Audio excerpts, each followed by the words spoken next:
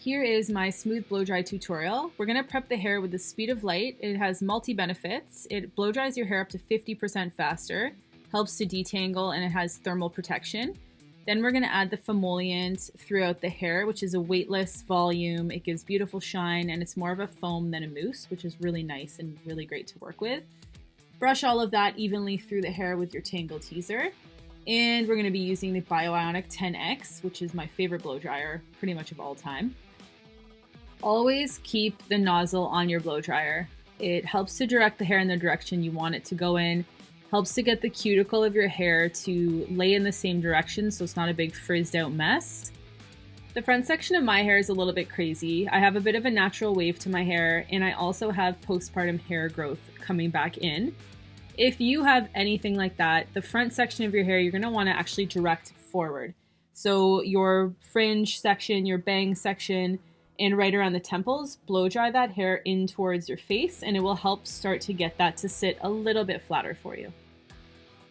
Blow drying your hair does not have to be an hour-long process, even if you have thicker hair. If you have the proper tools, the proper products, it can be something that is not painful to do. Before you even take any sort of a round brush to your hair, I recommend taking about 85 to 90% of the moisture out of your hair by doing exactly what I'm doing in this video. Just using your hand, using the nozzle on your blow dry to help set the root in the direction you want it to go in. So because this is smoother, it's more downward. Now that you've done that, you can go ahead and section your hair. Really what you're gonna be styling now is the last mid to ends of your hair versus going in and the root area being sopping wet. You've mostly styled that through your speed blow dry. I love this Ionic brush. It's got a more square shape to it, so it helps to hold the hair while you're working with it. There's no reason to make a blow dry really difficult. You can see that I'm only going over my hair a few times. One kind of slower pass through the hair.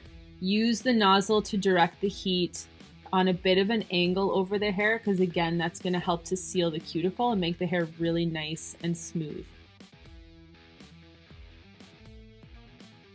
So I'm going to do a little slow-mo here. You can see that my nozzle is not pointing down directly on my hair. The heat will be blowing over the hair versus directing it bang into the brush. That causes very unnecessary damage to the hair.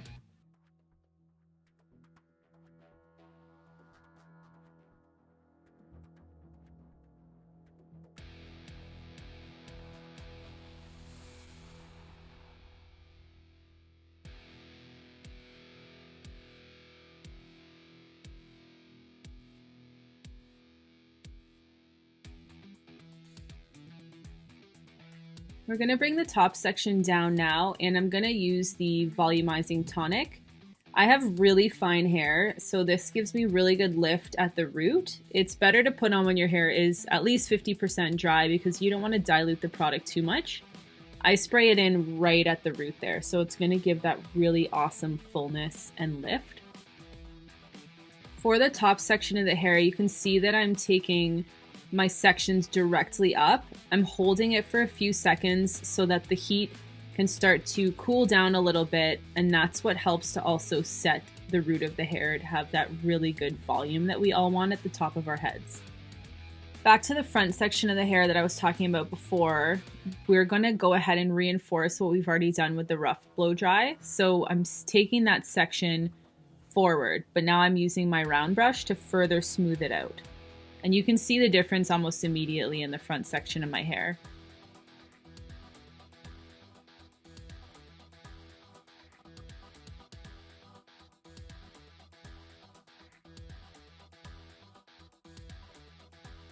And that's pretty much it. Just making sure all of the little crazy curls got blow dried nice and smooth out.